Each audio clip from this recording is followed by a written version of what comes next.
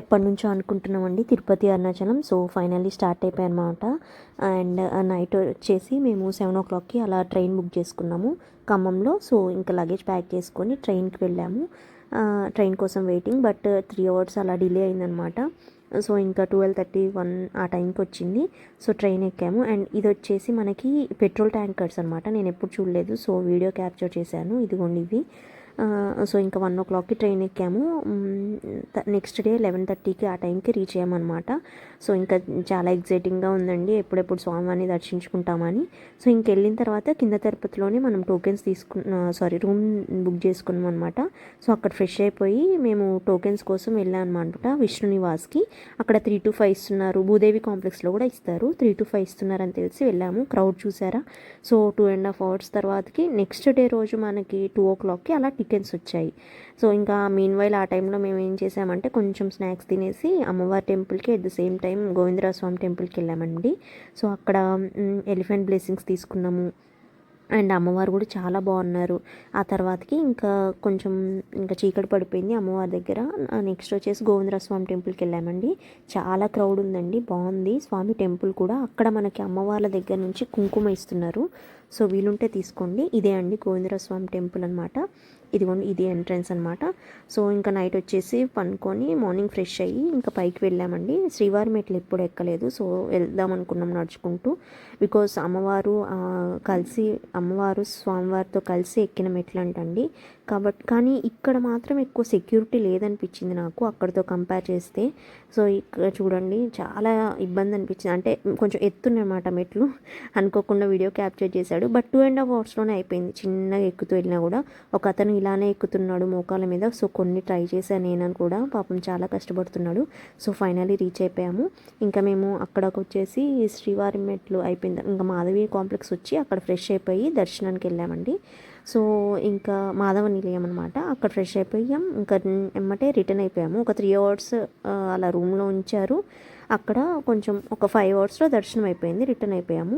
So కాలినడకన tickets తీసుకుంటే తొందరగా అయింది, బట్ మేము అనుకోకుండా కాలినడకన తీసుకోలేదు. సో ఇక్కడ వ్యూ మాత్రం చాలా బాగుందండి, నేను క్యాప్చర్ చేయలేకపోయాను. లైవ్లో అయితే చాలా బాగుంది. అండ్ నైట్ కిందనే ఇంకా పనుకొని మార్నింగ్ అరుణాచలం వెళ్ళాము. అక్కడ మనకి రాజగోపురం పక్కననే మనల్ని బస్ స్టాండ్లో దింపిన తర్వాత రాజగోపురంకి తీసుకెళ్ళమంటే తీసుకెళ్తారు ఆటోస్లో. పక్కనే మనకి రూమ్స్ దొరికాయండి.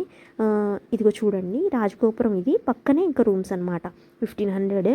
సో చాలా బాగుంది. అండ్ ఇంకా మేము 12 అయిందండి అప్పటికి. స్టార్ట్ చేయాలా వద్దా అనుకుంటూ గిరి ప్రదక్షిణ స్టార్ట్ చేసాము. అంటే ఎండ కదా, కానీ ఏదైతే అయిందని ఇంకా దేవుడి మీద భారం వేసి నడిచామండి. ఇంకా దీపారాధన వెలిగించుకొని. బట్ నేనైతే నడవలేకపోయా, సో సాక్స్ వేసుకున్నాను. అండ్ ఇక్కడ మనందరికీ తెలిసిన విషయమే, చాగంటి గారు చెప్పింది, దేవుళ్ళు అందరూ తిరుగుతుంటారు అని ఆపోజిట్ డైరెక్షన్లో. సో ఆ మంచి ఫీల్ మా సార్ అయితే ఎక్స్పీరియన్స్ అయ్యాడు. ఒక చల్లటి స్పర్శ తాకిందండి సార్కి. కొద్దిసేపు అలా పట్టుకొని వదిలేసి వెళ్ళిపోయిందనమాట. సో ఇంకా చలి పెట్టిందని చెప్పారు, చాలా బాగుందన్నారు ఆ ఫీల్. కొద్దిసేపు ఆగాము. తర్వాత ఇక్కడ ఈ పాయింట్ ఆఫ్ వ్యూలోనే మనకేంటంటే ఇవి చాలా 8 లింగాల దాకా ఉంటాయి కదా. సో అవి మనకి ఇలా మధ్య మధ్యలో కనిపిస్తుంటాయి, కొన్ని మిస్ అవుతాం, జాగ్రత్తగా చూస్తూ వెళ్ళండి. అండ్ ఫస్ట్ వచ్చేసి మేము జంట వినాయకుళ్ళని చాలా ఫేమస్ కాబట్టి అక్కడ నుంచి మేము గిరి ప్రదక్షిణ స్టార్ట్ చేసాము. 12 o'clockకి అలా స్టార్ట్ చేస్తే 6:30 అలా అయిందండి. అండ్ 8 o'clock వరకే లోపలికి ఎంట్రీ అన్నారని మేము 2 ఒకే రోజు కంప్లీట్ అవ్వాలని స్టార్ట్ చేసామన్నమాట.